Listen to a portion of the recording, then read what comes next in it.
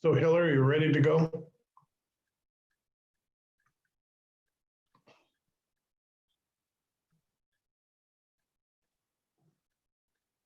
Was that a yes? Okay, let's call this meeting in order. Good morning, everybody. Good morning. Let's practice our roll call vote. I'm going to do a roll call for the Board of Directors. Start with Director Perotti. Here, present. Director Macquarie. You want to unmute yourself, Chuck? Practice. Here. There you go. Director Weinberg, you want to unmute, Dick? Bill, you got to mute. You got to mute, Bill. You still have your thing. Director Weinberg, you want to unmute?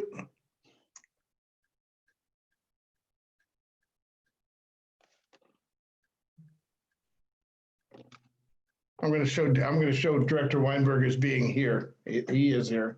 Director Rodriguez. Here. Director Sheeler. Here.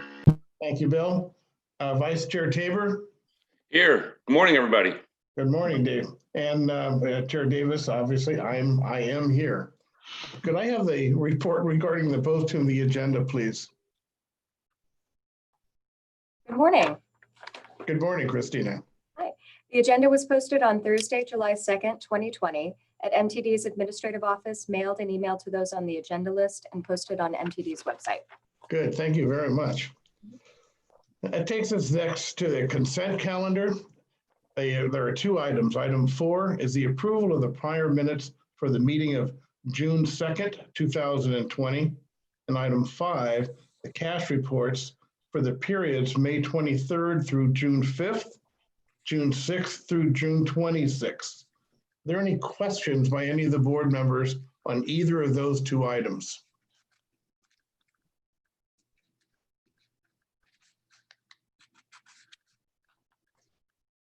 Mr. Chair, I make a motion to approve the consent calendar.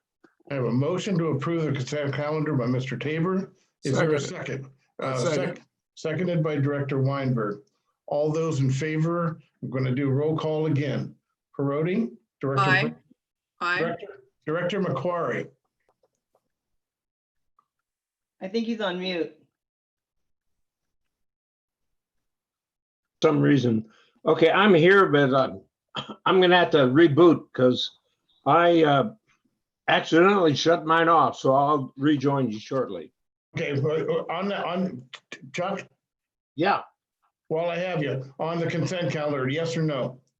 yes. Thank you. Director Weinberg? Yes. Director Rodriguez? Yes on the May through June, but I have to abstain from June through June 26th because I Thank you. believe I was out that time. Good, we will note that. Christina will note that in the record. Director Sheeler? Yes. Vice Chair Tabor? Hi there. Yes. And For some reason or another, I can't get back.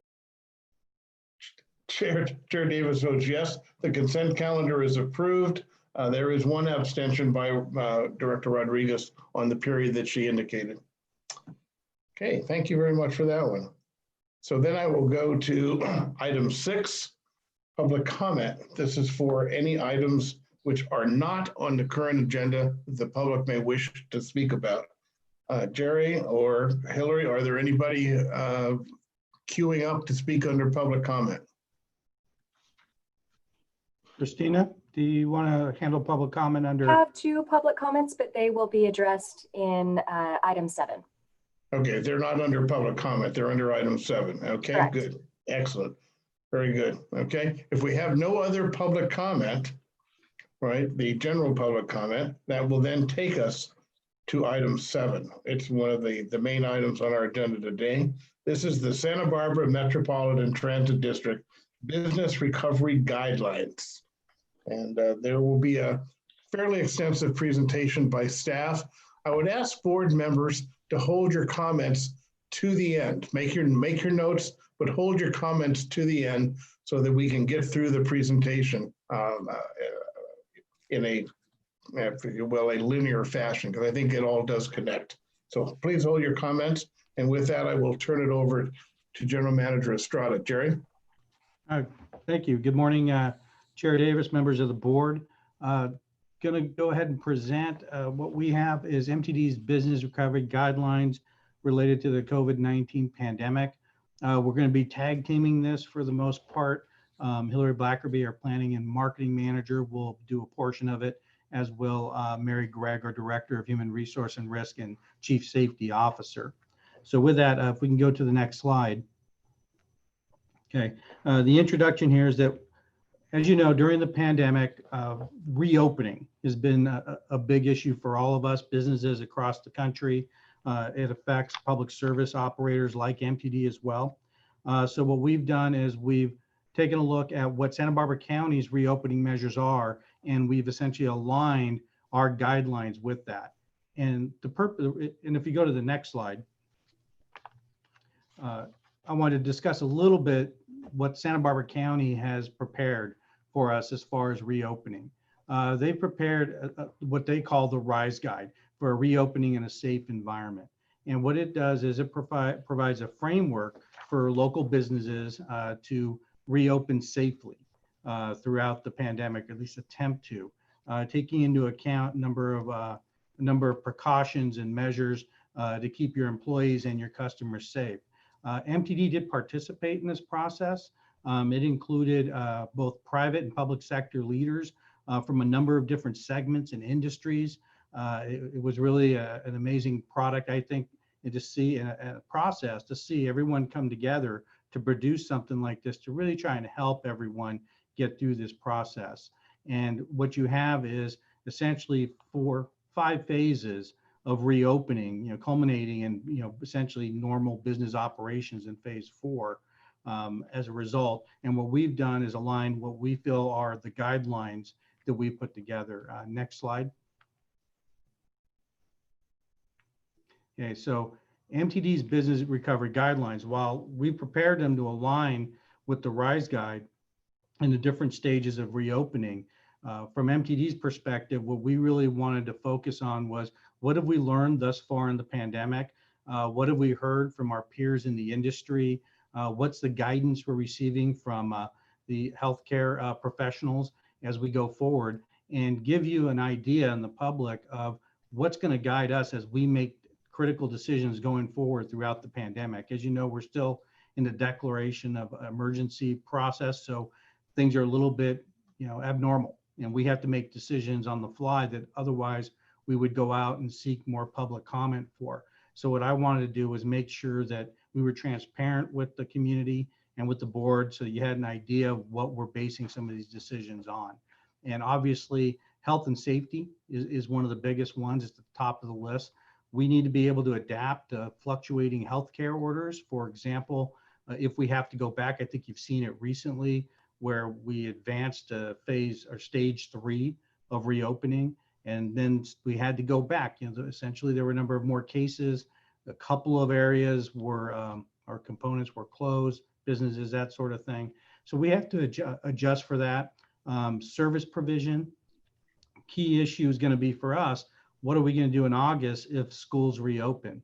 Right now, it appears as though it'll be a modified reopening. We'll get more into the details of that later in the presentation. So we're going to need to be nimble as we can to be able to respond to that. And of course, all of that is going to be dependent upon our workforce and availability of employees. Like any other business, we're going to have that challenge of that could change in a day, is who's available to work. Next slide. Okay. Before I jump right into the guidelines, which I think we're all covered in the written staff report, I wanted to touch on a little bit the economic impact on not just MTD, but all businesses as a result of the pandemic.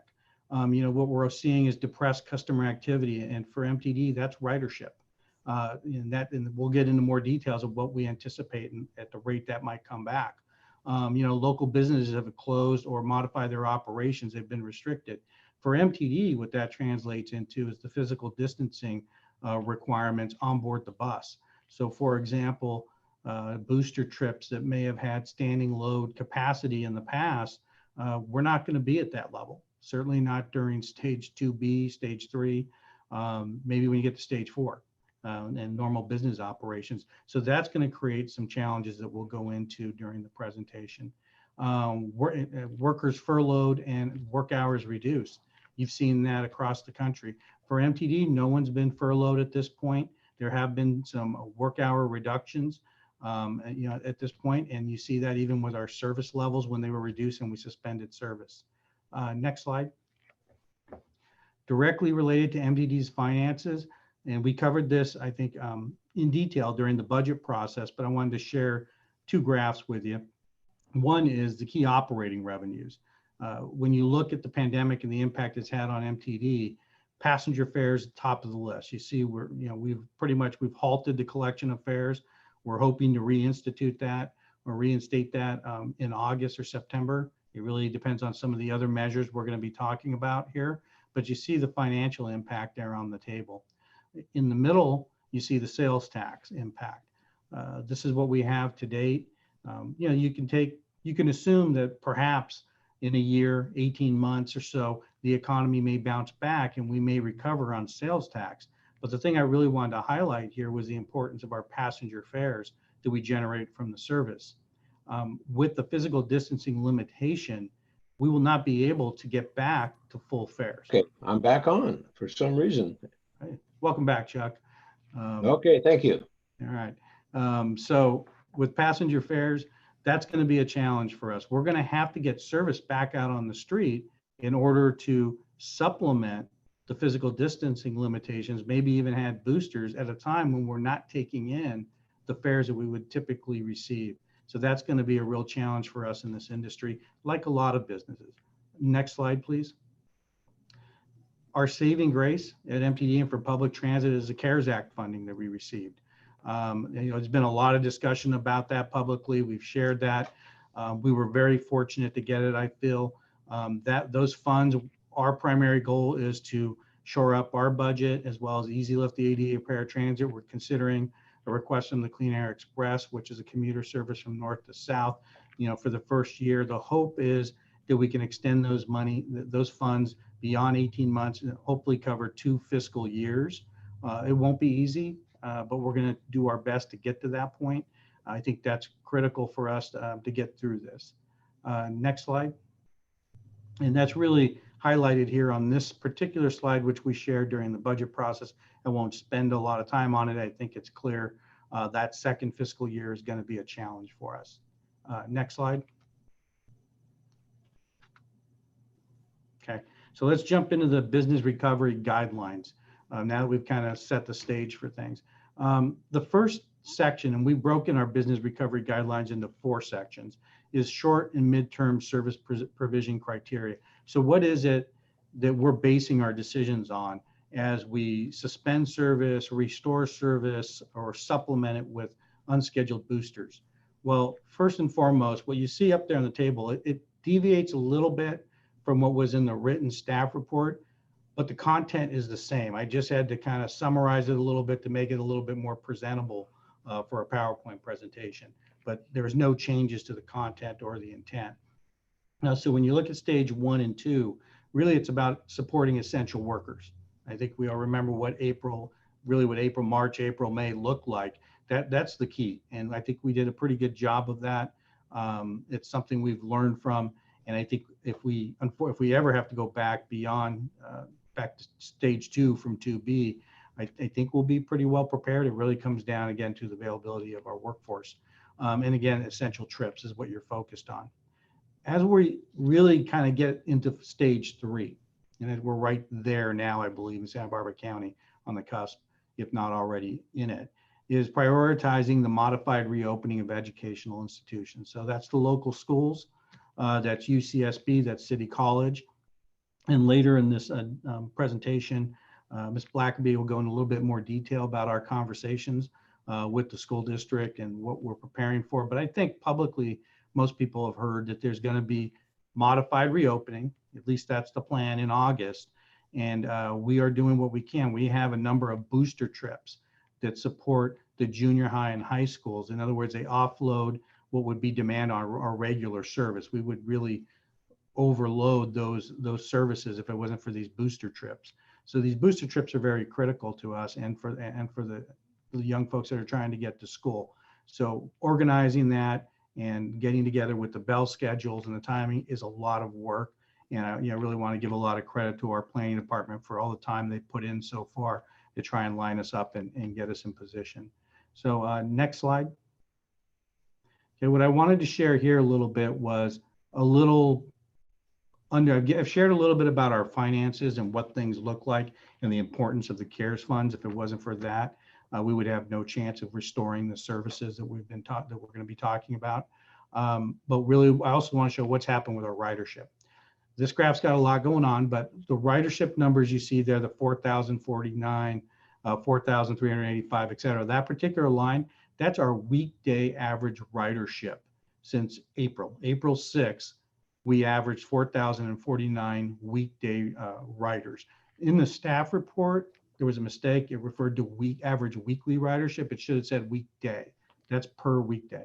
The 84% decline, the negative in that blue bar going down, what that represents is the variance from prior year results. So last year, essentially that first week in April, the 4,049 average weekday riders reflects an 84% decrease. So we typically average around 27,000 rides per weekday. And this year we were down in the 4,000 range, which is consistent with what we've seen from a lot of operators or public transit operators around the country. But what the graph also shows is a steady increase in ridership as people have been returning to work. And you can see in every week since April, ridership has increased. The percentage at the bottom has also increased as a comparison to the prior year. Obviously, as we get into the summer months, June 29th, June 22nd, it may improve, that percentage may improve a little bit faster because ridership in the prior year would have been lower as schools were out, that sort of thing. So those two trends will probably start to change a little bit in July, August, or early August anyway. But so far so good, as we do see a return of ridership at a steady pace, and that's allowed us to be able to really handle it as our workforce is kind of stabilized. If we can go to the next slide. Okay. So while that's giving you an idea of what we're prioritizing for really stage 3 and in stage 2, 2B, the next question is, what is the specific plan for August, the preliminary service plan goals? And Ms. Blackerby will do a portion of this presentation for us, but I just wanted to go ahead and get us started with this slide. As I mentioned, we're going to be coordinating with the schools. The other thing I think we need to share with the public and with parents and teachers and school officials out there is there are limitations. The maximum occupancy restriction is going to stay in place throughout the pandemic. So the number of people we can have on a bus is going to be limited. That's going to create some challenges for us. The other thing I want to be clear is there's always a potential for service disruption. We pride ourselves on being reliable, and we're going to do what we can to maintain that. But if a few people, catch COVID-19, we have a few employees go down, bus drivers in particular, it could disrupt the provision of service. So we just want to be straightforward with that and make sure that people understand that we're doing our best, like every other business out there, trying to keep people safe is at the top of the list during the pandemic, but it will affect our ability to provide some of these traditional services. So with that, I'm going to hand the presentation over for the next few slides to Ms. Blackerby. Hillary? Thank you, Jerry. Board. So next slide.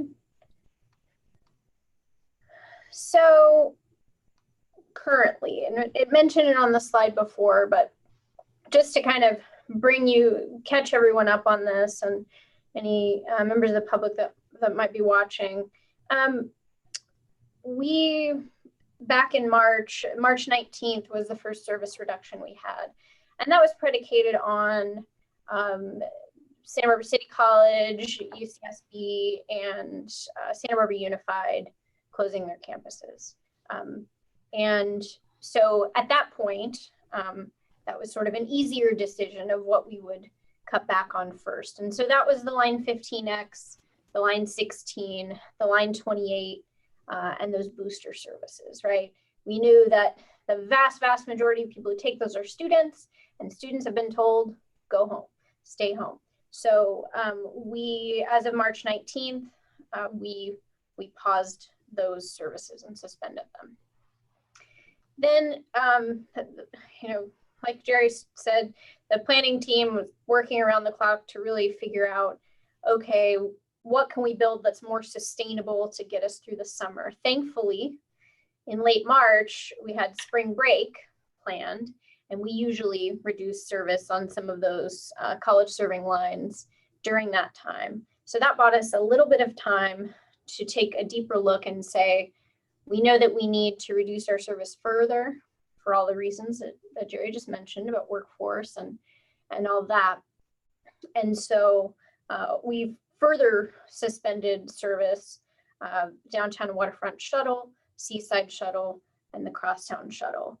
Also in there somewhere, the Amtrak service, the peak service ceased. And so we stopped running our first last mile service to Goleta and Santa Barbara Amtrak stations. So that was our further drawdown. The thing I'm really proud of, and again, we don't know if we'll be able to sustain this forever, but the thing that I'm really proud of is we were able to maintain service and regular schedules on all of our other lines. And so our real workhorse lines, lines 6, 11, 1 and 2, 20, all those other lines that really provide kind of lifeline service to other parts of our territory, air service territory, we were able to maintain, and still to this day we've been able to. And from time to time, we've been able to pinpoint some of those trips where, especially when we were down to only allowing 8 people on the bus, where we were seeing we were leaving people behind, which we don't like to do. And so we were able to send out a few boosters following behind a few trips to scoop up some people on those heavier ridership lines. So this is where we are now. Service is currently suspended on these lines at the moment. Next slide. So like I said, our planning team, and I just want to call them out, Jennifer and Mark and Tony have worked just tirelessly and pushed themselves to work more quickly and efficiently than ever before. Normally we have a 3 to 4 month timeline to prepare a bid. We now have squeezed that down to inside of a couple weeks. We don't think that's a very sustainable planning process, but we've been able to do it now with making those changes that went into effect April 6th, all those further suspensions, and then what we've been planning for August 17th, which is the date where we would normally do our big service changes. And our normal process, as you all know, is we work throughout the year on proposed service changes, focusing on on-time performance, any routing changes, anything like that, and new service, adjusting service. And we go out to the public in April with a survey, with public meetings. All of that was about to go, and then the pandemic hit. So we had to put that aside, freeze that, and work on, adjusting in real time. But we still do need to make service changes in August. So we've been working on several scenarios, and like Jerry mentioned, there's several inputs in this, and this isn't even all the inputs, but workforce constraints, that's number one, right? If we don't have the drivers to do the work, then we can't put it in a schedule. We can't tell people it's going to be there. And so we have to be conservative but realistic about what we have and what we may have if things, take a turn for the worse, which of course we hope they don't. School closures and schedules. This really rules our service so much. And obviously you know that UCSB, that ridership has been just skyrocketing over the past 5 years with increased enrollment and just land use patterns out in Isla Vista. And so that's major for us, obviously, and preparing and waiting to see what the university is going to do. So we've been in close communication all summer about that. Santa Barbara City College, as of now, has decided to have some classes on campus. I think it's maybe 15 to 20% of their normal amount of classes. I think they're still working out how many student slots are in each one. So we don't have a totally clear picture of how many students will be attending school on campus, but it's obviously a drastically reduced number. And then Santa Barbara Unified, this is the real tricky one, because we know with Santa Barbara City College and UCSB, basically it's kind of a toggle on or off. Are students there or not? And that's, you know, we're not sort of ruled by bell schedules when it comes to the college campuses. When it comes to Santa Barbara Unified, you know, our booster services that serve our junior highs and high schools, and, you know, many parents know this, booster services book very well. And a lot of people know we don't know we have these routes, but they serve junior highs and high schools throughout Santa Barbara Unified. And like Jerry mentioned, they really boost our other lines, which would be completely inundated at those peak times if we didn't have this supplemental service.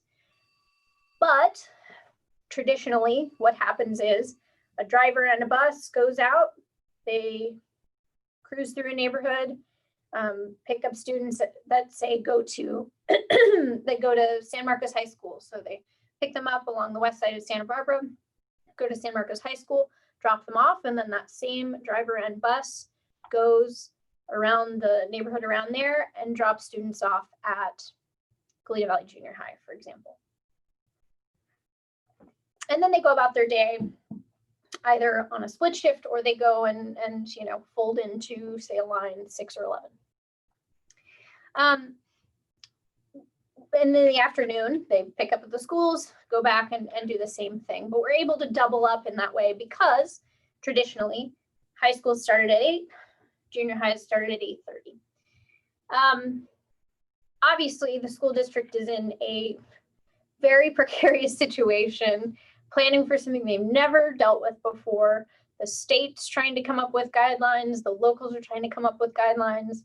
The school district's trying to follow them and figure out, frankly, how they can get the most instructional minutes for their students so that there's not loss, you know, there's not learning loss and all that.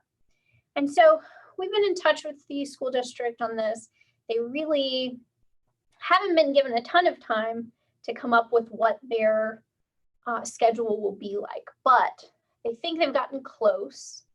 And what that's going to look like, we think, is a cohort model where something like on Monday and Thursday, there'll be cohort A and cohort B. Cohort A, so basically half the students, they will come to campus Monday and Thursday. Cohort B will come to campus Tuesday and Friday. Wednesday, no students come to campus. There will be online or help or whatever, but that allows for some work by the staff for professional development, but also for a full cleaning of the schools. So that's what the idea that they're operating on at this point. However, there's the possibility that they would flip the order in which the schools start, where junior high would start at 8 and high school would start at 8:30. If you recall, we actually talked about earlier this year that there's a new state law that we thought locally they weren't going to put into effect until next school year. That would, so 21-22, that would say that high school students couldn't start school before 8:30 and junior high students couldn't start before 8. There's talk that maybe they want to just rip off the Band-Aid and start it this year. So we're preparing for that. But just all that to say, there's a lot of uncertainty in the booster world for us, but we are trying to anticipate every different scenario as best we can. And we're making those plans and in close contact with Santa Barbara Unified. But I wanted to provide a little context, especially for families and parents, that it's very complicated on our end because it's like a domino effect. If you change one thing in the morning, it changes what service a driver can do. Obviously, ridership is important. We wouldn't, failing some kind of catastrophe, we wouldn't want to cut line 6 and 11 service. That's our workhorse. We have the most ridership there when UCSB is out of session, things like that. Physical distancing, as Jerry mentioned, as Mary will discuss, we want to make sure people have a decent amount of space on the bus so they feel safe. And then obviously physical stability. Next slide, please. So when I say likely scenario, it's likely because it's based on all of that, all those different inputs. But it would be the return of booster services to junior highs and high schools. Return of lines 15X and 28, but with reduced service. So I believe the 28 would be running about every half hour, a little more than every half hour. And then the 15X, that has really variable times, but it would be closer to a Friday or an alternate schedule because there's a lot fewer students, but we do want to provide that service. Line 27, which early in the pandemic, we put on alternate schedule, which is the kind of schedule that runs like during the summer. That'll be back to full strength. And we're proposing a continued suspension of lines 10, 16, 30, 34, 36, 37, and the Amtrak shuttles. We're in close communication with SBCAG about the Amtrak. So if that comes back, we'll see what we can do to bring that service back.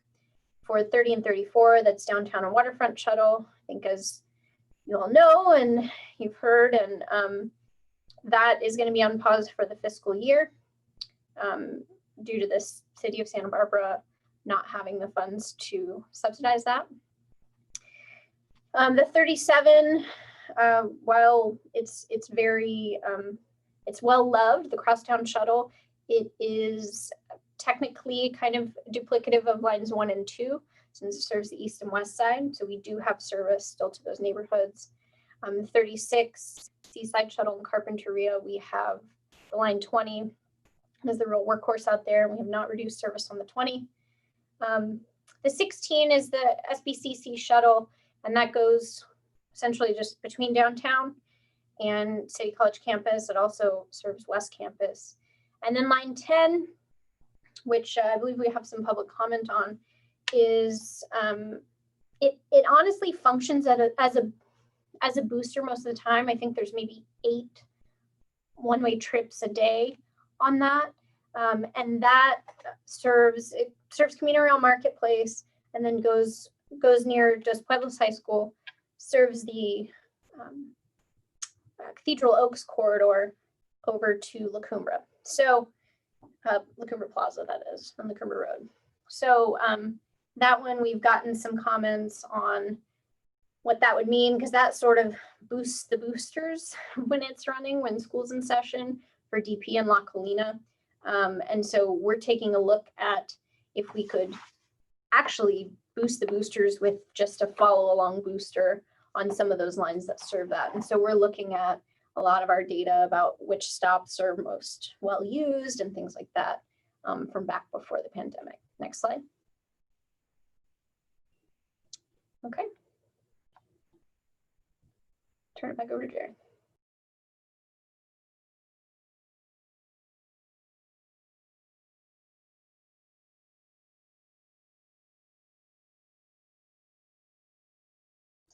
Jerry, you're on mute. As you can see, sorry about that, forgot to unmute. The safety protocol is intensive. There's a lot to it. It was difficult to get it on a slide. So really what I just wanted to make the point before I hand this off to Ms. Gregg is really the one issue is what are our projected occupancy, passenger occupancy limits on board the bus during the different stages. And I have that in the bottom during the bullet points. And you can see we were down as low as 8 when the pandemic first hit. What we've learned, I think 10 to 12 is reasonable. If I hope it never happens, but if we ever get back to a stage 1, stage 2, we're currently at 15, I think 15 to 20. And these, I'm referring to 40-foot buses. Obviously the 30-footers would have a lesser number. And stage 3, what we've highlighted in our guidelines is hopefully a seated load equivalent. Obviously, you have to look at all of our safety protocols. It's not just one particular action that we're taking or measure.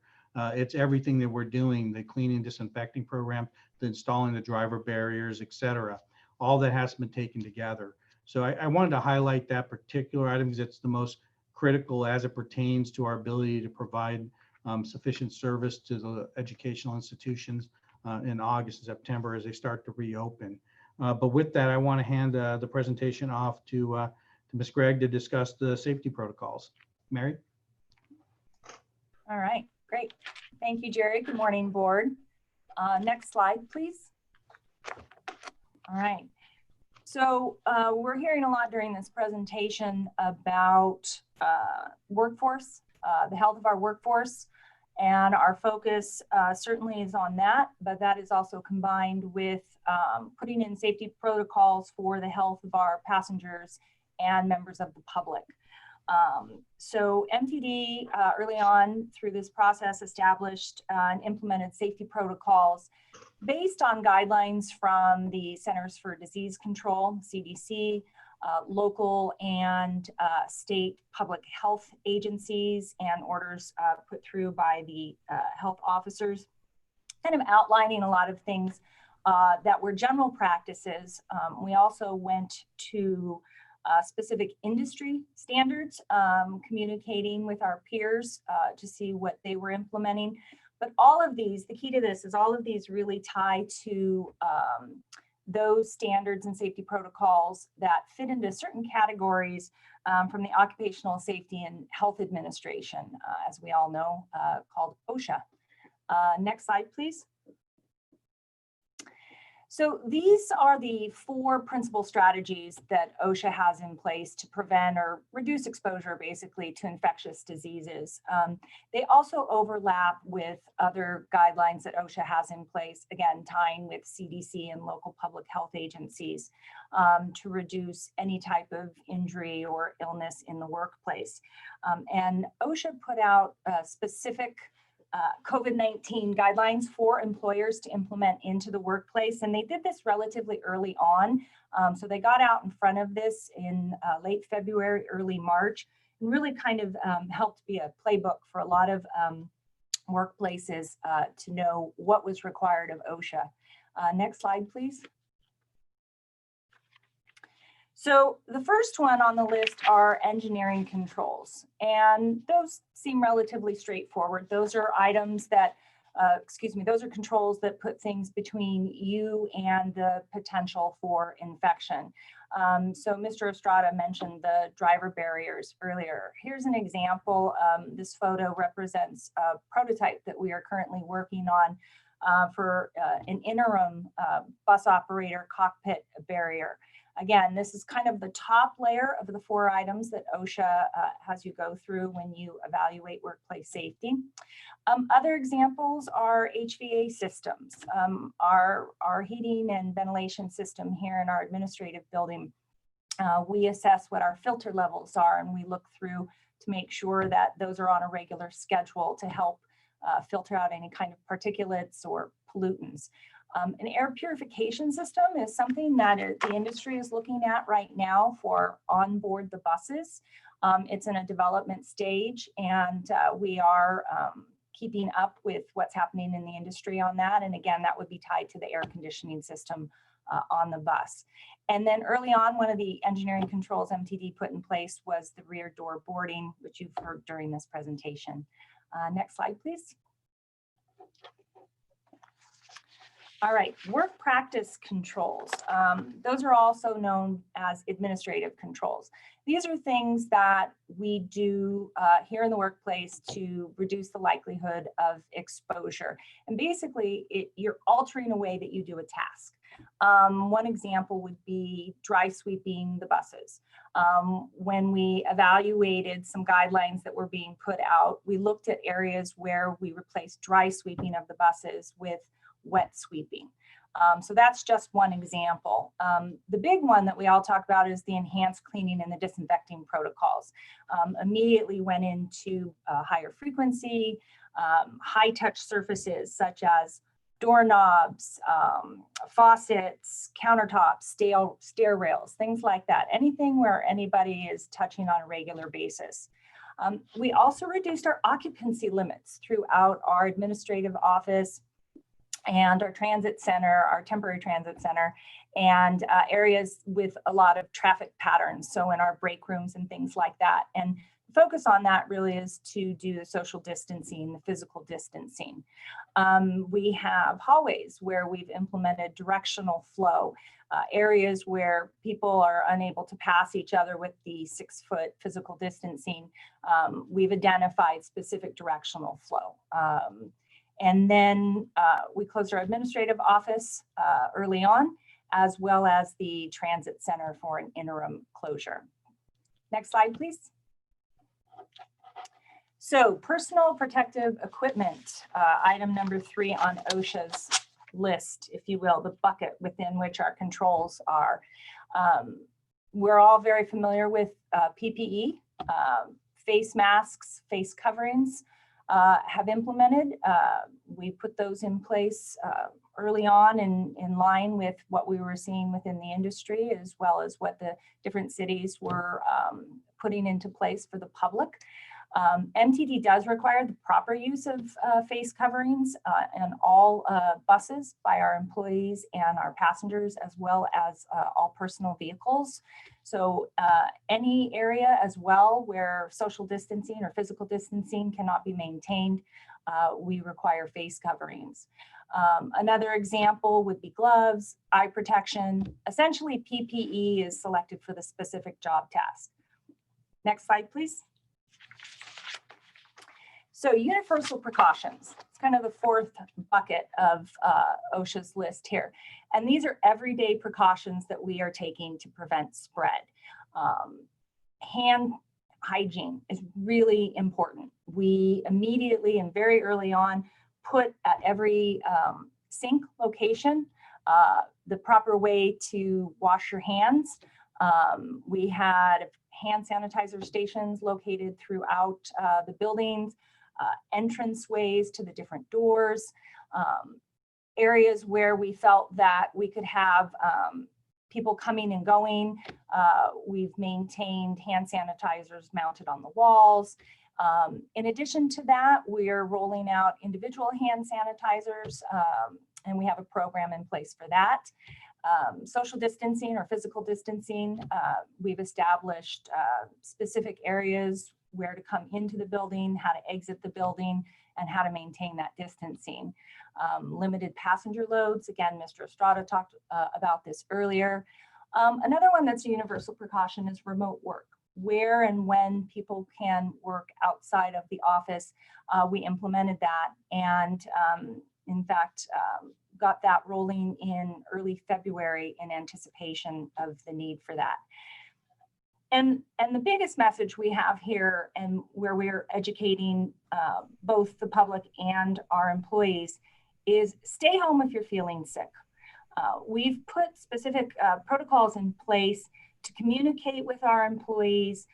We have a messaging board where we provide information even for them on how to maintain a healthy home. We have located these messaging boards in key areas throughout our buildings, both at our transit center, outside our driver's room, and in our maintenance area. So those protocols and practices are being kind of identified throughout the area. Handouts have been given out, and ongoing communication with all of our employees. And with that, that pretty much covers where we are on the system, what we've put out in the protocols.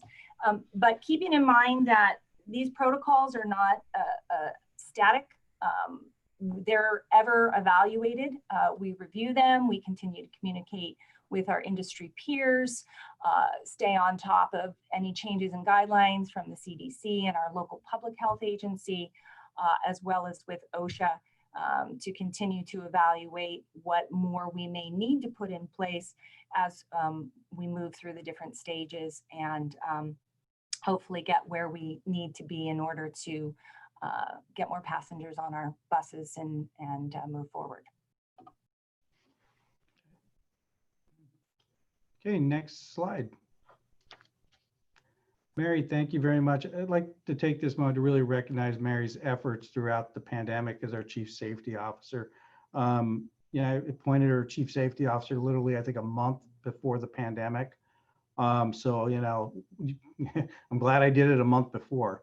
It's been a tough assignment. She's done a great job of leading us through it. It's a real team effort from the maintenance department to operations, everybody getting on board and doing what's necessary to keep each other safe. But we're in good hands, and I think we're moving forward well. I think we align well with our industry practices, and I think we were out front in certain cases. So the final item that we wanted to cover under the guidelines is planning and recovery measures. And really what this is about, as far as I'm concerned, it's looking ahead. I mean, we can't take our eye off the ball. We're in the middle of a pandemic, and we have to focus on the here and now. However, we have to see opportunities also, and we have to learn from what's occurring now and asking ourselves, how much of this, how can we improve the product we provide to the community in the long run? Are there things that we're doing now that we need to continue? For example, the disinfecting program. I think that's here to stay. We list that on the guidelines, carrying on through stage 4 as an example. What are some of the other things we've learned based on the information and what we've seen and the reaction from the community? Well, as Ms. Blackerby mentioned earlier, the frequency along the major transportation corridors. This is a critical question for MTD. Every transit operator around the country is, where do you put your resources? Do you go for the high ridership lines serving the schools and the major employment sectors? Do you do some coverage to extend service to certain neighborhoods? We've always tried to balance that, like everyone, and provide some type of lifeline service. I think it's clear that when you look at the essential workers, I think we probably hit it right with the services that we maintained and the frequencies that we kept. It allowed us to, be able to serve as many people as we could during those earlier stages. I think it's really one thing that's come out of it is I think the country has started to recognize a lot of our ridership are people that are critical to our local employers, to the community as a whole in keeping things going. And, seeing them get some credit for the work that they do has been something it's been a pleasure. And for us that have been in the industry for years, it's nice to see. It's nice to see them getting that recognition. So as we move forward, those are things we need to learn from. From the financial perspective, as I mentioned earlier, we may recover on the sales tax side, which we're very dependent upon. But the passenger fare revenue, there's no way we recover until we're back to normal operations and we're out from under the physical distancing limitations on board the bus, which won't happen until stage 4. Well, probably well into stage 4. And we put a marketing effort into getting people back and convincing them and reassuring them as to the safety of the product and that we're here and we're reliable. All of that has to be built. That's something that's going to be across the country with mass transit. But financially, it's also something that's going to limit us. So we're very dependent on the support we're getting from the federal government in the form of the CARES Act at this point. And I mentioned the clean and disinfecting program, continuing that. And ultimately, in order to make some long-term decisions, maybe going to more contactless type of fare product or anything else like that, we really want to get some community input. So at this point, I'm going to hand the remainder of the presentation, I may say some words at the end, back to Ms. Blackerby to discuss some of the things we're doing as we look forward and prepare for planning and recovery measures So Hillary, it's yours. Thank you. Next slide. So, you know, I love a survey. So we wanted to go out and just get some feedback, get some input from both our riders and, as I put it, current, former, and hopefully future bus riders, people who are riding the bus now and they've been riding the bus throughout the pandemic, people who were bus riders before, but for whatever reason, and we're asking them what reason, they're not riding now, whether they used to take it to work and they're working from home, they lost their job and they're unemployed, you know, maybe they're getting groceries delivered, things like that. Or maybe they're, you know, really high risk and doing everything they can to stay at home. We want to find that out. And we also want to hear from people who have never taken the bus or maybe thought about it, but don't, or they do it when their car's in the shop or whatever. And so we're targeting everyone. So people who live in our community, we want to get their take. And so the goal is really to learn why they aren't currently taking the bus, what would make them more comfortable in the future, talking to them about our service. The survey mentions what service we are suspending and proposing to suspend for August, and what are their priorities in restoring different services. And so we want to get that information. And yeah, and basic demographics, you know, are you an essential worker? If so, what industry? And just real basic stuff like that, age. So that went out Monday, June 29th.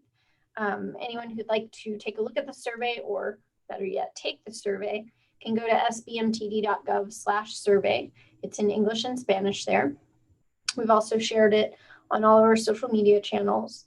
So it's pretty easy to find. Also want to thank the cities of Goleta and Santa Barbara for sending out essentially our press release about this. Really appreciate that. And we've had, you know, as MTD's public information officer, it's been really heartening throughout this pandemic that fellow communicators in our other local government agencies have really been great partners, and we're all sharing each other's information to try to signal boost.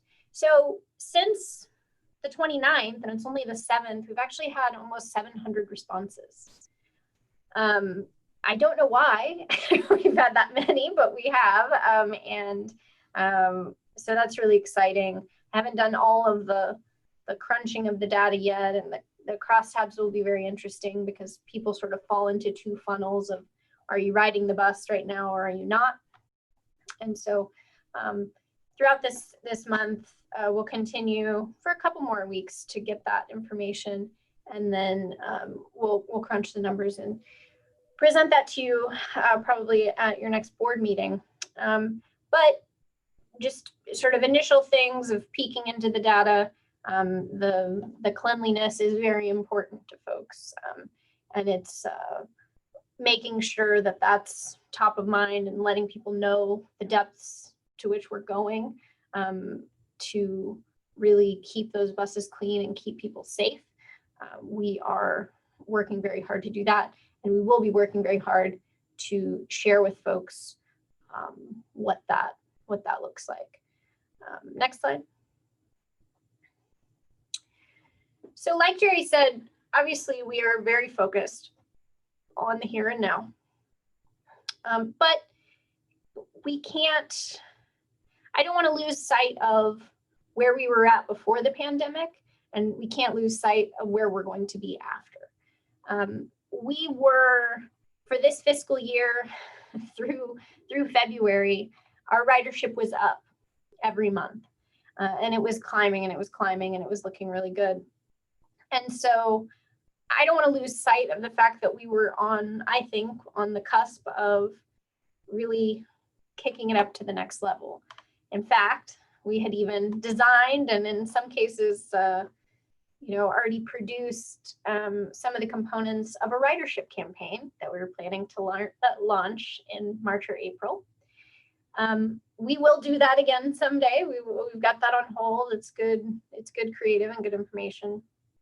But we want to think about, and a lot of agencies are thinking about, how can we build it back better, right? How can we make it sustainable in a way that we know our workforce can handle what we're putting out there, but also how can we be smart about where we really place our service resources? The great news is, and this is mentioned in the GM report, we received, after applying several times, we finally received a Caltrans Sustainable Communities Planning Grant that will fund the development of a short-range transit plan. Very excited about that. It was actually great timing to make this happen. Generally, short-range transit plan is a 5-year look ahead, but obviously there will be components of it that look even further. And so it's a really good opportunity to think about both our short-term, medium-term and long-term goals for the agency. And I'm excited to do that. And that will involve a lot of public outreach as well. The perennial question for transit, and a lot of agencies around the country, around the world, are grappling with the question of ridership versus coverage. And so do you really pump service into those workhorse lines where a lot of people live along them, and if they had 5-10 minute service at peak or all day, the bus would become a competitive option for them alongside driving in their car or biking or something like that. And when we look at that and versus coverage, and coverage would be sort of, okay, well, we do have a bus in that area, but like the line 10, there's 8 trips a day, right? And so trying to really look at what we can do efficiency wise, but we want to provide robust public transit that works for people. How can we work to improve the public right of way for transit efficiency? This is a question I'd love to answer on my own, but it turns out we don't own the roadways or the sidewalks. And so we do have to collaborate and work with our municipal partners about that. But there are a lot of different applications that we're seeing in other jurisdictions: bus-only lanes, signal priority or signal preemption. And those are things that we want to explore with our partners. And we're hoping that we have, support of not just staff, but elected officials to really imagine what transit can be in our community. We've received those small transit intensive city funds for a long time. We're very proud of that we have that robust transit, but we want to make sure that the community is bought in and knows that when a region has robust public transit, it's better for congestion, it's better for everyone, even if they never step foot on a bus. And so looking at what types of service can we provide in the future. Obviously, we've talked about microtransit. That's obviously on hold for right now. And we're having to look at a new vehicle, unfortunately, because of a decision Ford made. But what can we provide? Sort of thinking outside the box of the same things we've already done, whether it's regional or, microtransit, more niche service. And like I said, building it back better is going to take time, but working with the constraints we have, but also not being afraid to think big about what we really want to provide for our community. So that's the last slide, and I'll hand it back over to Jerry.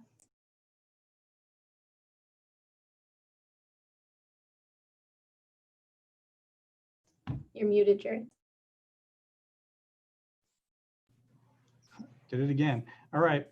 Thank you. That was the last slide. And I wanted to, jump into questions. Obviously, it's been a long presentation and there's been a lot of content in this breakdown, but we feel that we've tried to provide you with as much as we can to give you an idea of what it is we're going to base our decisions on, and want to share that with the public. And obviously, we're looking for input.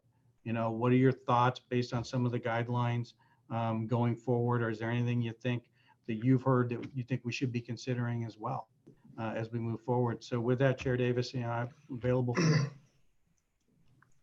Thank you. I want to first thank all the staff who participated in putting this whole report together, not just the ones that presented today, because I know there are a lot of other staff members that had input into the presentation.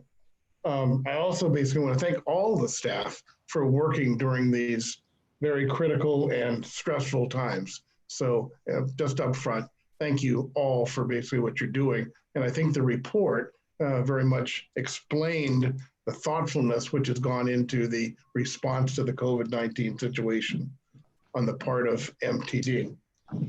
What I'd like to do is first go to board questions, then come back at the end of board questions, hold your comments, basically come back for public comment, and then go to the board for comments and suggestions to staff.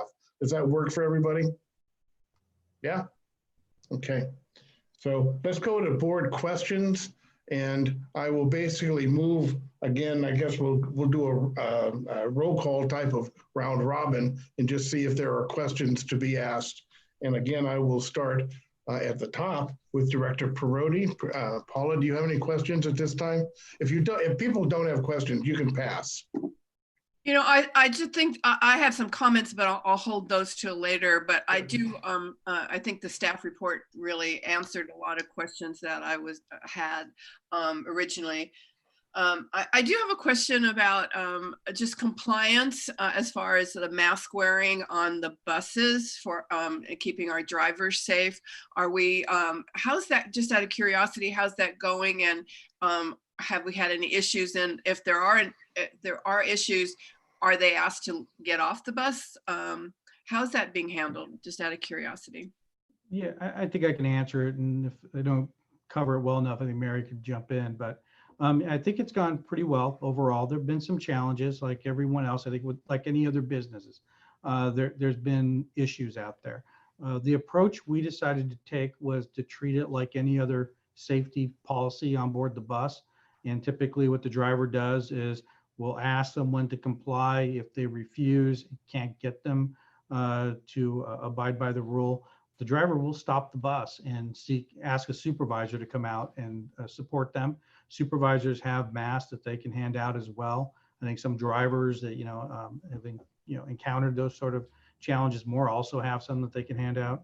And for the most part, I think it's gone well. I think it's a lot smoother today than it was when we first implemented the policy. Yeah, we've had our share of challenges, but I think overall it's been pretty positive. I think the lion's share of the people I've heard from are supportive, and I think appreciate that we're taking these precautions. Great, thank you. That's good to hear. Thank you. Good, thank you, Paula. Chuck, Mr. Director McQuarrie, do you have any questions at this time? Yeah. Can you hear me? Yes, sir. Okay. Regarding the transit center, when it reopens, how will we handle the distancing within the interior of the transit center, assuming we open it up? And then how do we handle the distancing outside when people are attempting to or trying to board the bus? That's one question. And I'll go on with my second question. Is the survey that's being done right now, how are we going to respond to the results of the survey? And if there are things that come up that possibly we hadn't given that much thought to, how are we going to address those from a budget standpoint, and also to get back to the public on how we've received their comment? So that's question. Question 3 is, on the buses from the council routes, like the shuttle routes, we have some 30-foot buses that apparently now would become available.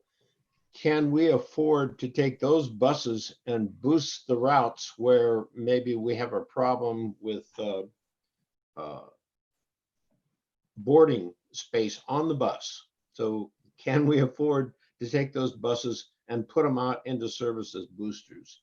And finally, my last question is on the microbus program, are we going to go forward with that? And I can't recall if we had planned to go forward with that in August or if we were going to delay it. So I guess that's a question. What is its status? So that's my questions. Okay, I'll start with the first one, transit center and passenger boarding. For the transit center project, and I will be discussing it a little bit more in the general manager's report, we have started preparing for the transition, and we have a preliminary transition plan.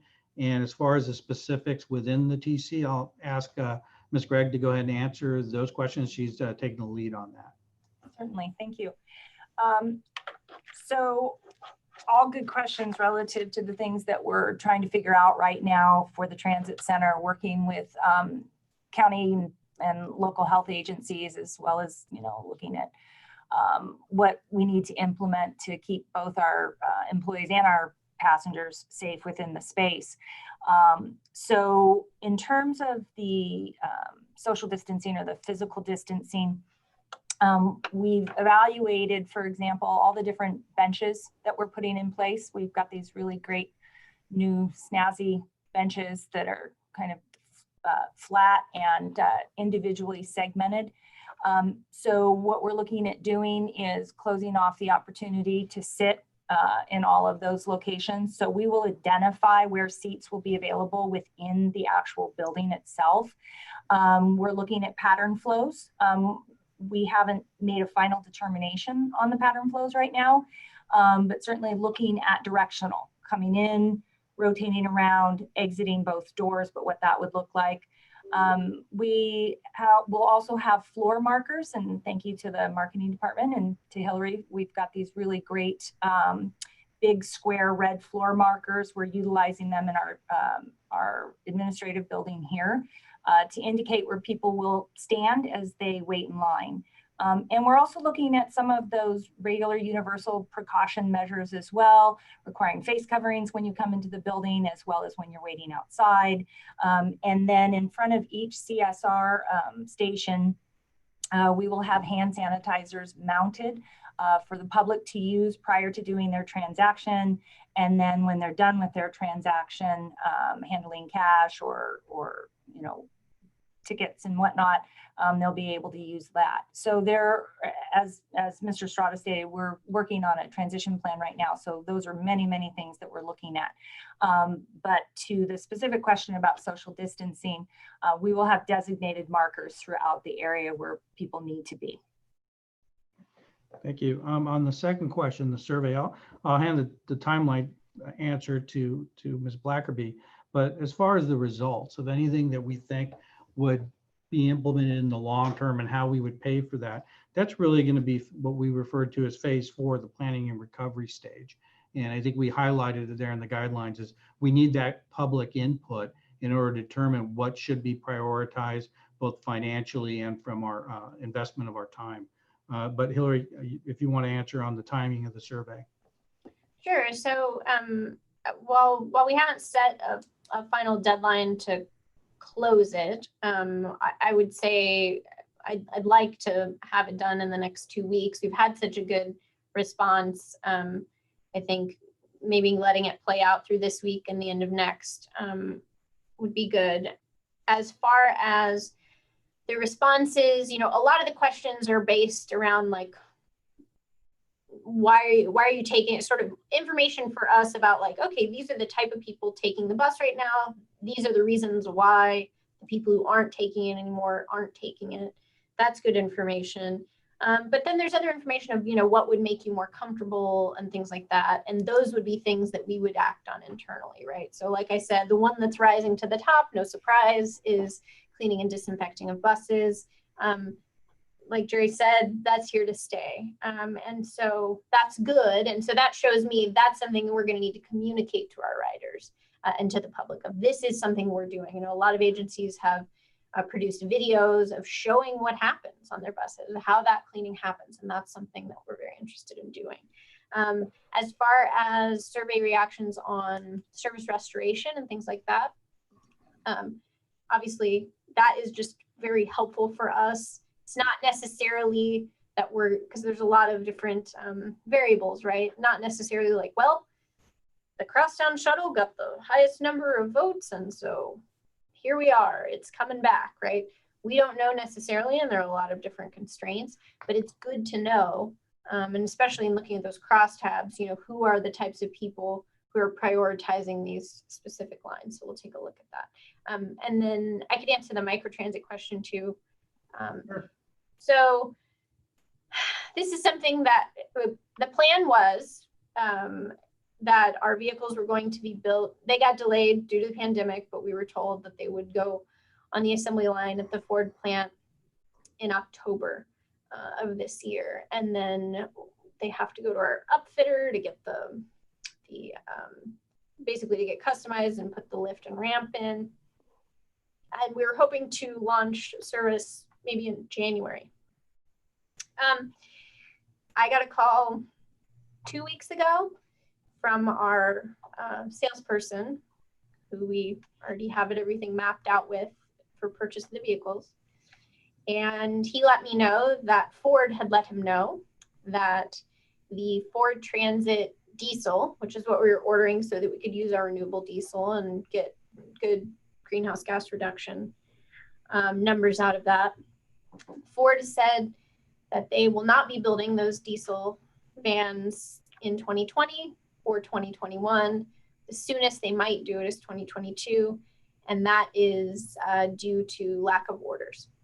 So, despite having been approved for and having a purchase order for 3 Ford Transit vans, we find ourselves not quite at square one, but back at a place where we are on the hunt for some kind of comparable vehicle that reduces greenhouse gas emissions, because while the capital funds for this weren't low carbon transit operation funds, the operation of the service is, and a lot of that is predicated on your fuel type with the vehicles you're using.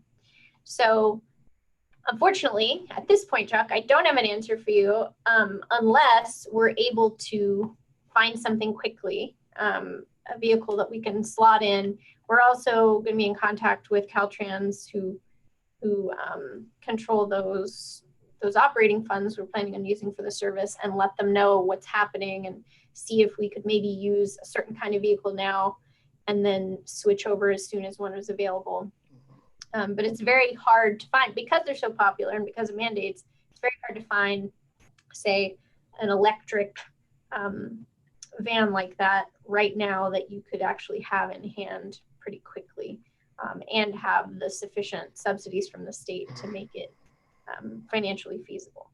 So microtransit right now is on pause while we find a new vehicle, but if a miracle happens, then maybe we can still stay on that timeline. And your other question, Chuck, the last question was essentially the BYD fleet.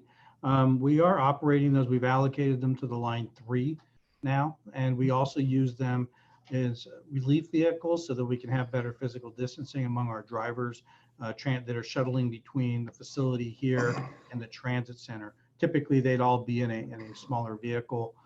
So if we have more than one, they may take one of the vehicles. So we're doing what we can to be as efficient with the fleet we have and utilize the BYDs, keep them running as well.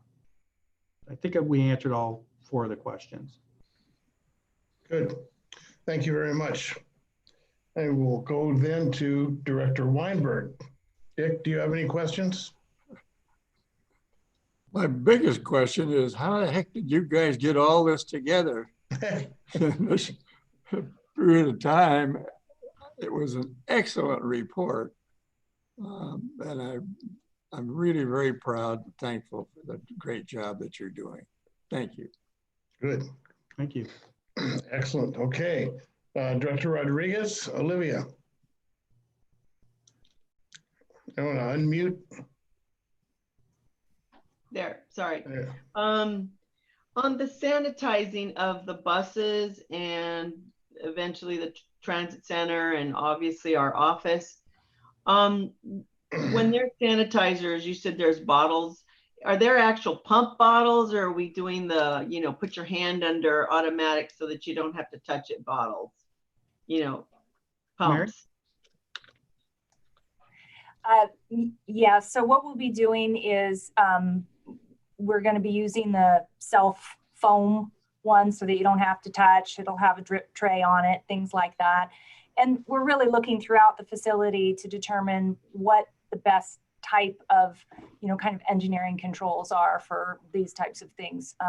So even in the restrooms, we want to continue to encourage hand washing. That really needs to be focused and not get away from how important it is to hand wash or wash your hands for good hand hygiene. But we'll also have hand sanitizers located in there as well. Also, our cleaning crew that, they cleaned normally before. I'm sure then there's a whole bunch of new rules on extra cleaning. Do they train themselves? Do we train them? How does that work? Who trains them and who's cleaning our buses and who's doing this this new level of cleaning for all during this time? So, and I'll jump in with a couple answers to that, and then maybe Mr. Estrada would like to add as well. So we have a really great partnership with our janitorial service. They have experience working in other facilities previous to COVID-19 with the county and things like that, where they have a lot of training already in place on how to properly disinfect. And again, following OSHA guidelines and training, they need to themselves be up to speed. MTD's particular or specific cleaning, again, we've worked with them, with their team to implement what kind of disinfecting products we'd like to use. We have our own team in place in the evening, our utility team as part of the maintenance department. So the training for our specific employees is done in-house, and then we coordinate with the janitorial service to ensure that their training protocols are up to speed as well in that relationship with them. And Jerry, did you want to add anything to that? I think we also have a third-party contractor that we use if there's a bus that we feel the need to put into quarantine and have a real deep cleaning done, and like quick response, for example, I think one of the vendors, that sort of thing. So we can ratchet it up even higher when we have those relationships set. I know it's like in this time with so much going on, it's like, I feel like, I don't feel stupid asking these questions, but I think I wish I could be asking all the other questions, and you've answered so many of them because the report, again, thank you very much. It's amazing. I see a bus go by and my heart sinks now. I'm just from what's going on. But I think the number one concern for everybody, and especially our riders, I don't know, maybe not the younger generation who may not even be using them, is the cleaning, the sanitizing. I know that for me, that's something that I think about every day, where I'm going to go, how I think they're going to be, clean and sanitized. And I'm extremely concerned about that. And I'm thinking that the public that'll be the number one thing to bring people back to restaurants, buses, just back to life until we get, a vaccine. So that's why I'm asking these questions, because that's something that everything else is just going to have to somehow fall into place, and, the money and this and that. But I think the general public on top of the routes are very concerned about sanitizing, which is why I'm asking those questions. So I hope you guys don't think that they're petty, but thank you very much for answering that. And got one more question on the schools, and how are we going to disseminate? How does this back and forth between the schools are, the schools aren't, we don't know, they don't know. How are we going to get information out to everybody quickly to figure out what's going on for the new school year? Yeah, I'll just start real quick and then ask Hillary to jump in, but we're going to do a lot of our traditional processes to get information out. I think right now, at the heart of it, what we're trying to do, and this is why it's been so complicated for the planning department, is trying to anticipate what the reopening looks like, because we all know it could change tomorrow. So what we're looking at is kind of coming at it cautiously, putting in base kind of service with UCSB City College or additional service, and then using unscheduled boosters as the drivers are available where the demand is needed. But as far as communicating with the public, what those changes would be, any disruption, I'll ask Hillary to respond to that. Yeah, I mean, it's a good question, right? Because we've been told by the school district, we won't know for sure what our bell schedule will be until mid to late July, right? Which for us is Now, we got to do it now, right? So what we're working on right now is all of our regular materials. So like I said, this booster service guide that has the times and all of that, we're preparing that while knowing that it could get tweaked slightly. And then as soon as, and I'm talking K-12, right? As soon as those schools decide, we will figure out which one we're doing and then push that out, and the schools will help us push that out. And they've already, promised that they will, to get the word out. As far as, the other things that we're going to talk about other than just the routing and the times is face coverings, right? It may be that, these students, they haven't been riding the bus throughout the summer, they haven't needed to, or whatever, they've hopefully been staying home. That we need to make it very clear, especially to our passengers who are minors, we need to make it very clear to the families that without a face covering, they're not going to be let on the bus. And when they're on the bus, they got to wear it for real, right? No pulling it down to talk to your friends, right? It defeats the whole purpose and puts everyone in danger. And so that's another thing. And so we're going to be planning and communicating, sometimes on the fly, but sometimes in a deliberate fashion.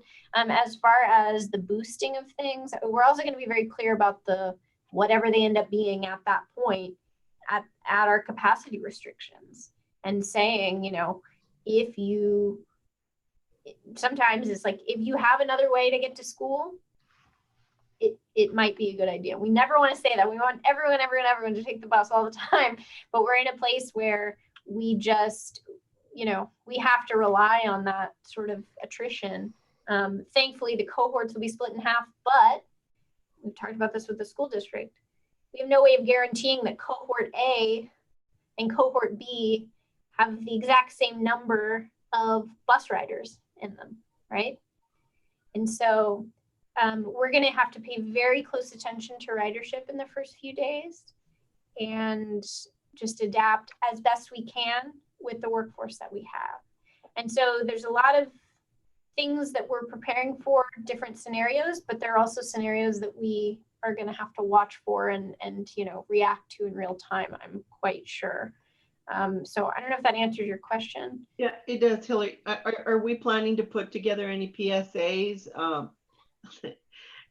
about what's going on, or like when you do find out, or, I mean, I don't know, just to get out to the public. I wish I could see more things on TV. I read, I'm on Instagram and I see some other things, but most people don't, so. Yeah, well, we'll definitely put everything out through our social media and our website and through the press, press releases, and our local press has been very good at covering that kind of thing when it's really important public information. So I think that we'll be able to get the word out, and especially through the schools, because they have very direct ways to communicate to all the families. So I think we'll get the word out. It won't be as early as we normally like to get the word out, but it'll be, the best we possibly can with the circumstances we've been given. Thank you. Thank you. No more questions. Good, thank you. All good questions. Director Sheeler, Bill, you want to unmute yourself and we'll see how we do? I'll pass.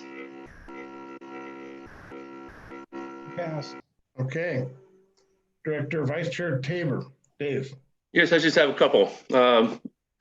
Is there any indication from DMV when they might be starting up again? It seems like our number of drivers could be getting pretty critical here as we get into the next phases. So Mary, would you like to answer that question? Great question. So we obviously had to put recruitment on hold, on pause, we'll call it. There are kind of two bookends to the requirement for the DMV for our drivers, or anybody actually who needs a commercial license in order to drive a bus here, which would include our maintenance, our mechanic division as well. So the first step is the getting a learner's permit. So the DMV has opened that back up, but the behind the wheel driving test is a little bit further on down the line. Right now what the DMV is doing is taking those individuals prior to the shutdown first on an appointment basis. So we're not quite there yet with being able to get into the DMV for some of those, but we have started back up our recruiting process this week in order to get people into the system. The behind the wheel driving tests right now, I think are probably at least 2 or 3 weeks off, but we don't have a definitive date on when we can get our potential candidates in there just yet. Okay, thanks, Mary. Welcome. The other question was, you mentioned air conditioning and air purification systems. Does that call into question our ability to continue to use our non-air conditioned buses? It doesn't. What the industry is looking at right now are these air filtration systems, and they're very, very sophisticated and complicated. There's a lot involved with them that are incorporated with the air conditioning on, the buses, and each system is a little bit different and unique. So in coordination with our fleet and facilities manager, Nolan Robertson, we're continuing to look into those as potential solutions in the future. But the industry, the vote is still out on how successful or critical those might need to be in the future. But really with the buses that don't have air conditioning, having the windows open and having that air circulating through the buses is really a great option. It ties into things like in office spaces, we're limiting occupancy if there isn't a lot of airflow. Like in my office, as much as I can, I keep the windows open. So not having the AC in the bus other than hot days is not a hindrance really to us on this. Great, thank you very much. Okay, I have 3 questions. One is the status of the UCSB contract. If you could speak to that, Jerry. The reason I bring it up is you talked about the line 28, or maybe Hillary did, the line 28 going to 30-minute headways. That's a pretty big change. So I'm assuming we're talking with them about pretty big changes as to service in the coming, at least the fall quarter. Yeah, I mean, with that question, I have had an initial conversation with Mr. McPherson at UCSB. Obviously, their sessions start a little bit later, so our focus has been on the school district and City College. We recently worked out an arrangement with Santa Barbara City College on refunding students if they're charged transportation fee. We'll have to do the same thing with UCSB. With the line 28, they were very supportive when we had to suspend it before. They're helping to pay for that 100% of the operations, and they understood without the students there, it made sense. I think they'll appreciate the approach we're taking to start. We actually have a credit on account with them because we suspended the service even though they had paid in advance. So I think we'll be easing them into it, and I think it'll be reflective of what you're going to see on campus out there. So we're not anticipating any issues, but I'll be moving more aggressively towards UCSB in the upcoming weeks now that we've settled City College, and it seems like we have a plan with the school district. Great, thank you. My second question has to do with, what are your thoughts on when we might transition back to front door loading? And if you could at the same time, explain a little bit more as to what does seated load equivalent really mean? Sure. Ideally, I'd like to see us back to front door boarding. I was hoping in August, prior to the start of City College. I'd like to see us have the driver barriers in place before we start boarding from the front and collecting fares again. As you saw from a financial perspective, there's a need to start collecting fares. There are many agencies in our industry are already at that point, and they're boarding from the front. Some never stopped boarding from the front, in particular the over-the-road coaches that didn't have the alternative to board from the rear of the bus. So really for us, it'll be, for me in particular, to make that decision, I want to see those driver barriers in place. And it's also a little bit of a feel for what's happening out there. You know, a month ago when we were really working on this report, preparing it, I felt pretty good about that. Recently, with the spike in infections and the case numbers going up, you start to get a little bit more, I think, cautious about making that move. So I want to reassure people that we are taking those things into consideration too, of what's happening in the community with the pandemic, what stage we're in and what the orders look like. So those will all be factors going forward. Okay, my last question is, what is our protocol if there is a COVID infection, a driver, a passenger? What's our protocol at that point, or what are we thinking in terms of I don't think we've had to address that fully yet, but if we did have an infection of a driver or an identified passenger, what's our protocol?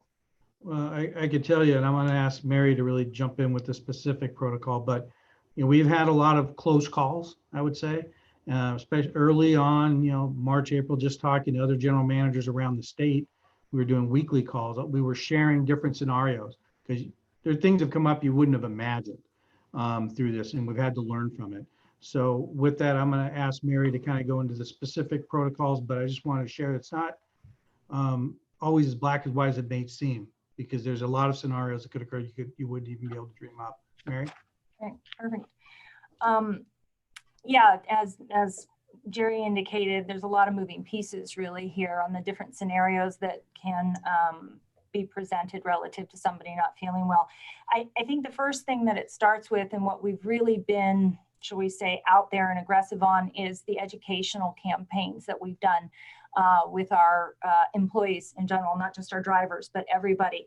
There have been some public health orders relative to posting signage at doorways and entrances, not to enter a building if you're not feeling well. We've expanded on that and really done some educational pieces to support for our employees to know it's okay not to be at work. We all have a work ethic and a drive here, pun somewhat intended. Our drivers are very used to being on a schedule and they work long hours. And so the first thing is the mindset of, hey, we're in an unusual situation. If you're not feeling well, please don't come here, don't enter the building. Please communicate with your direct supervisor, and then that rolls up to me. So anybody that's showing any type of symptoms, we're really supporting taking time off. And there have been some things that Mr. Estrada has put in place to help in that front when people need to take the time off. If we're in a situation where somebody presents with any kind of a symptom as recognized for COVID-19, and that is also ever changing or has changed over the course of the last few weeks, we follow the guidelines that are set by the CDC. So I'll just talk about fevers briefly as a prime example. There's a requirement that OSHA and the CDC want somebody to be free of a fever, which is 100.4 degrees is considered a fever under this, for 72 hours. So we're working, and would work hand in hand with our employees, with their doctors, to ensure that if somebody is out with a fever, that they aren't returning until a point in time where they meet those guidelines. There's been some training with our supervisors on how to handle and address when an individual comes in and makes a statement that they're feeling under the weather, some questions they go through to determine if any of those answers fit within the model that we're working with for COVID-19 symptoms. And then immediately those individuals are directed towards me, and then we go forward from there. So just let me ask the question kind of more directly in terms of contact tracing. If in fact we have a driver who is infected, how are we basically going to approach notifying people who might have been on the bus with them? And or if we have a passenger who gets on the bus and it somehow then comes back the other way, that through contact tracing comes back to the bus, what are we thinking about? Well, I think first thing I want to answer on that is we immediately identify where a driver, if it's a bus, if it's one of our drivers, what bus they were on for that day. We pull that bus immediately out of service. We kind of quarantine it. Jerry mentioned earlier, we have a relationship with Quick Response to come out and do full disinfecting of the bus if necessary. And then we'll go back a 72-hour period to see if if the individual worked what other buses they might have been on at that point. And then that's when, Hillary's team and marketing comes in, and her role as a PIO for communication. We have drafted and are prepared for communication out to the public, looking at what other agencies have put in place as well. But we do have all of that set and prepared for communication to the public if and when that happens. Good. That's kind of what I wanted to get out there. Yes. But then the secondary effect on that, I just bring it up as hypotheticals, and I don't like to be out there, but there are things that go through my mind.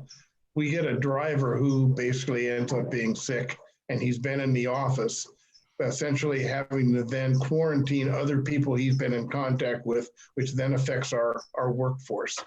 Again, that secondary effect, essentially, ultimately the effect upon service, if in fact it became serious. Correct. That is definitely a concern, which is why so many of the safety protocols we've implemented are to maintain that physical distancing, wearing the face coverings throughout the building. That even goes out towards even when an employee first gets here and they're walking around the space outside, really supporting that social distancing. But to your point, yes, that is a concern. It's kind of that domino effect that could potentially affect our workforce. Yeah, I asked the questions only because, again, anybody in the public who's watching, I want them to know that we've thought through those questions and we are prepared basically to deal with, things which may come up. So I appreciate the response. Joe, you're going to say something? Yeah, it also applies to the approach we're taking on service provision as schools restart.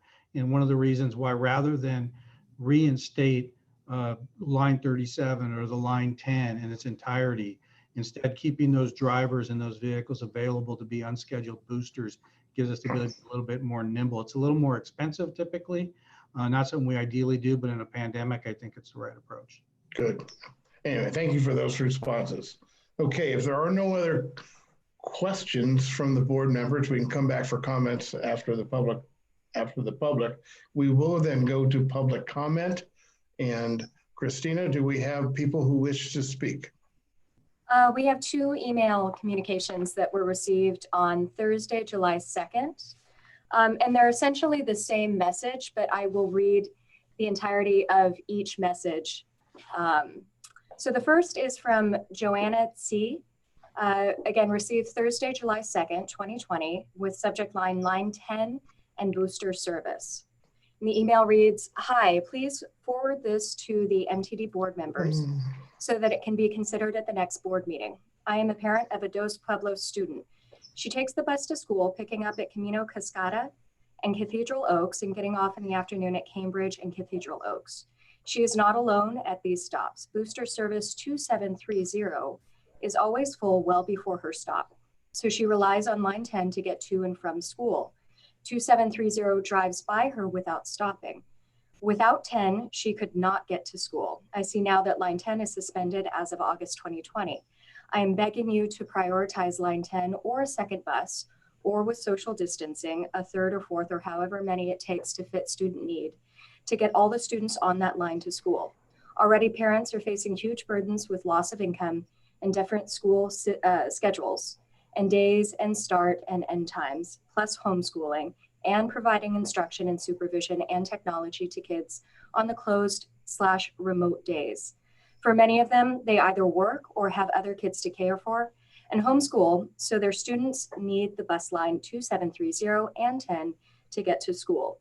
Without this, the students may have to miss school or be dropped off late or bike down Cathedral Oaks, where there have been 4 fatalities in the last year, or be dropped off unattended very early. These are all unhealthy alternatives. Please reinstate line 10 or send enough buses on 2730 to meet need. Otherwise, you will be contributing to failing our students, widening the gap further. And that's signed Joanna C. And the second, again, same message, is from Dan Litton, also received on Thursday, July 2nd, 2020. Subject line, line 10. Please also forward this to the MTD board members so that it can be considered at the next board meeting. I'm a parent of a Dos Pueblos student. She takes the bus to school, picking up at Camino Cascada and Cathedral Oaks and getting off in the afternoon at Cambridge and Cathedral Oaks. She is not alone at these stops. Booster service 2730 is always full well before her stop, so she relies on line 10 to get to and from school. 2730 drives by her without stopping. Without 10, she could not get to school. I see now that line 10 is suspended as of August 2020. I am begging for you to prioritize line 10 or a second bus, or with social distancing, a third or fourth or however many it takes to fit student need, to get all the students on that line to school. Already parents are facing huge burdens with loss of income and different school schedules and days and start and end times, plus homeschooling and providing instruction and supervision and technology to kids on the closed/remote days. For many of them, they either work or have kids to care for and homeschool, so their students need the bus line 2730 and 10 to get to school. Without this, the students may have to miss school or be dropped off late or bike down Cathedral Oaks, where there have already been 5 fatalities in the last year, or be dropped off unattended very early. These are all unhealthy alternatives. Please reinstate line 10 or send enough buses on 2730 to meet need. Otherwise, you will be contributing to failing our students, widening the gap further. Signed, Daniel Litton. Great. Thank you very much. Is that it for public comment then? Correct. That's Good. it. Thank you very much. I'll have those letters obviously sent to planning staff for consideration in that regard. Okay, we're back to board comments, and rather than go through the thing, I will ask you to raise your hand if you basically want to make further comments at this time. Paula, okay, anybody else? Dave? Okay, let's go to Director Perotti first. Paula. Thank you, Chair. I'll be brief. I just want to make sure that I thank staff, everyone that worked on this report. Great report, very thorough. And I'm proud to say that I'm proud that MTD is being so proactive instead of reactive. I think that's really, really important. And thinking about the safety of our drivers, our riders, our staff, doing a great job. And I know it can't be easy. And thank you, just a big thank you. Good, thank you very much. Vice Chair Tabor, Dave. Unmute. There we go. I want to jump on the thank the employees bandwagon also.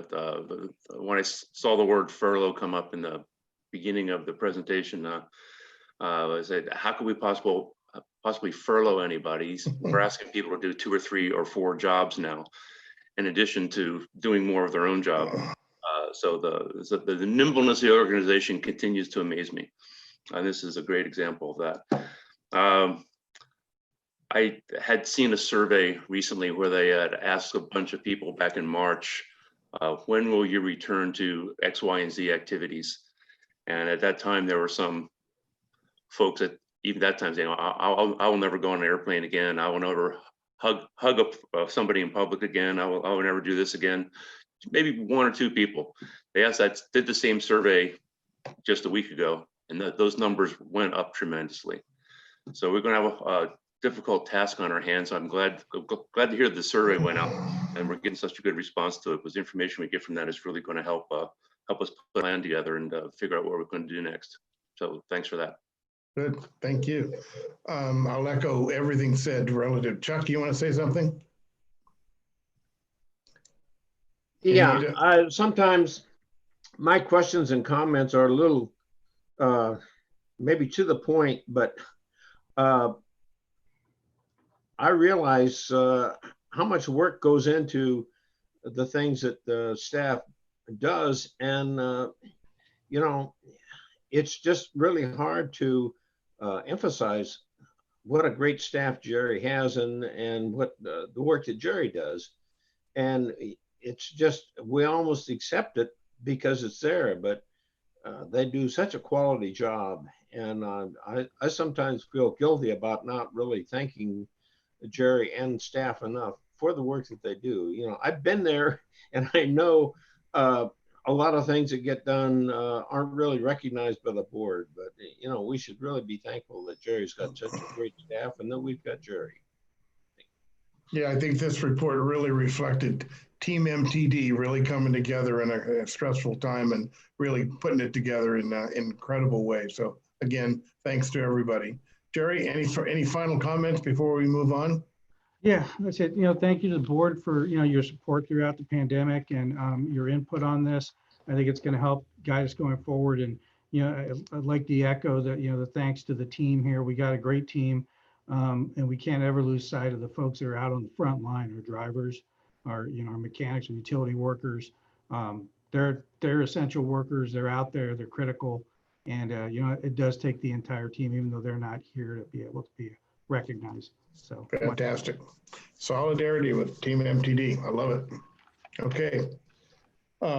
Excellent report. It's hard to move on when you've had such a great report, I got to tell you. So we will move on. And Jerry, it's your floor. Next item 8 is the general manager's report. Continue some of these themes. Jerry. Yeah, I'm gonna, honestly, in the middle of it all, I think we got a lot of good news. And I think it's a tribute to, there's team members, on the staff side and working in conjunction with input from our frontline workers, putting together scope of work and other things for a lot of our projects. And one piece of good news is that Terminal 2 is MTD's in its entirety. Our lease with Marburg has expired. They've returned the site to us, so we own it 100%. At the same time, Mr. Grip, our capital projects manager, has been working with the team to get through the A&E solicitation. We had a great response for that. One of the many projects on the list for A&E, architectural and engineering, is going to be the recommissioning of Terminal 2 out at Goleta. This is a critical step for MTD if it's ever going to reach its zero emission bus mandate and goals set by the board. They are challenging, but we're going to need that facility to be built out in some fashion. So the A&E services, we're down to I think the final 3 for the competitive range. So we're looking forward to getting that rolling. Again, appreciative to SBCAG, the work with them to fund the facilities master plan and some of the initial improvements to get that facility started. Also, some really good news is our work with SoCal Edison and their charge ready programs. They have 2. One is light duty and one is heavy duty. And what they do there is they come in and they'll assess your site for electrification, to essentially build out the infrastructure, the transformers, et cetera. And we did that. We were awarded a grant with Charge Ready. It pays 100% of the necessary, and they do the work as well. They bring in the contractor for light duty. So that's to take, and so that we're able to do Chevy bolts for our relief vehicles. That project is nearly complete. The meter and everything else was put in by Edison's contractor last week. We're really just down now to coordinating with Charge Ready to come out and install the chargers, which we hope to happen within the next few weeks. And Chevy bolts are going to be delivered at that point, and you'll be seeing more of those out on the road. So that's a really, I think, exciting step forward for MTD and its long-term goals. Along those lines, we are also working with SoCal Edison's heavy-duty Charge Ready program. Mr. Grip and Mr. Robertson, our fleet facilities manager, have been working with representatives at SoCal Edison on the planning stages for this facility here, Terminal 1, to put in, essentially give us the ability to charge 14 40-foot electric buses on site under the main canopy. And that's going really well from what I hear. One of the challenges we have at this facility, which I think highlights the need for Terminal 2 in Goleta, is we have soil issues under the concrete. The last thing we want to do is really break concrete here if we can avoid it. So Edison is working with us to do above ground conduit and everything else, and it looks good. At this stage, there will have to be some work underground, but they're minimizing it. They're aware of it. SoCal Edison is very familiar with this type of work and hazardous soils. So it's common to them. So it was a great partner to work with. So we're really excited about that. We have funding for 4 40-foot battery electrics. it looks like we'll be recommending to the board probably going forward with an order off a state contract for new flyers. You know, I was hoping we'd get some discretionary funds so we could increase the number, but that just hasn't worked out. But I think it's time to move forward. That state contract is in place, so you'll probably see that at one of the future board meetings. And it's nice to see that the infrastructure is coming along. Transit Center, another major undertaking for us. The renovations are nearly complete. We do appear to be on schedule for before August 17th when the schools restart. The delivery date or the final completion date got extended a little bit because we entered into a kind of last second partnership with the city of Santa Barbara to do some bus pad work out on Chapala Street. It just seemed like the good opportunity to do it. It was a win-win. We had our contractor do some of the work and then they're bringing theirs in to wrap it up. So it was just good timing all the way around, but that added a few more weeks to the completion of the project. And then beyond that, we also did renew our diesel fuel contract with our existing supplier. We negotiated that. I worked with the ad hoc committee of the chair of the finance committee and the chair of the board. And that's at about $1.65 per gallon for renewable diesel effective December 1st of this year. So with that, that completes my report. Thank you, Jerry. You know, when you hear that report and you look actually at the written report, the amount of work that's ongoing right now it's just astonishing. So again, thank you for the thoroughness of those reports. And Mr. Chair, a dollar figure for the diesel fuel doesn't sound impressive until you see that we're saving $450,000 with the new contract. Well, it sounded impressive from the get-go. Wow, really great job. Really great job. Right, and thank you again, General Manager Estrada, for the process of basically being nimble enough to be in the position of taking advantage of the situation for the benefit of the agency in that regard. Well, if I could, Mr. Chair? the Director of Finance and Admin, Mr. Brad Davis, who's done a fantastic job. Good. Bill, Mr. Sheeler? Yes, what was the Caltrans Sustainable Transportation Planning Grant that was successful? Yeah, Hillary? Sure. So we applied for, it's a little over $100,000 for a planning grant to do a short range transit plan. And we were awarded that. So we are having all the initial conversations with Caltrans about getting that executed, and here at whenever our next board meeting is, we'll be bringing a resolution forward to enter into that agreement with Caltrans to receive those funds. Good, thank you very much. Okay, moving on from the General Manager's report, we go to item 9 on the agenda. This is other business and reports. Are there any reports from any of the subcommittees? The only other one is Cali-Real Ad Hoc did meet, and we will be talking about that in closed session as to the status of the Cali-Real negotiations.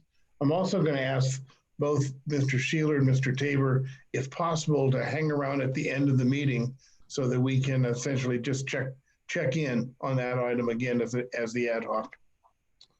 Okay, moves us to item 10 and 11. These are two closed sessions. Item 10 is a recess to closed session, real property negotiations on Cali-Real, pursuant to Government Code Section 54956.8, conference with the real property negotiators regarding the MTD Cali-Real property located on Cali-Real in Santa Barbara.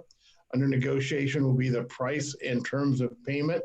The agency negotiators here are Jerry Estrada and Graham Lyons for the agency. The other negotiating parties, FPA Multifamily and Housing Authority of Santa Barbara County. The other closed session is item 11. This is a recess to closed session with conference with legal counsel regarding litigation. The board will meet in closed session with legal counsel pursuant to Government Code Section 54956.9 subsection B regarding significant exposure to potential litigation based on existing facts and circumstances.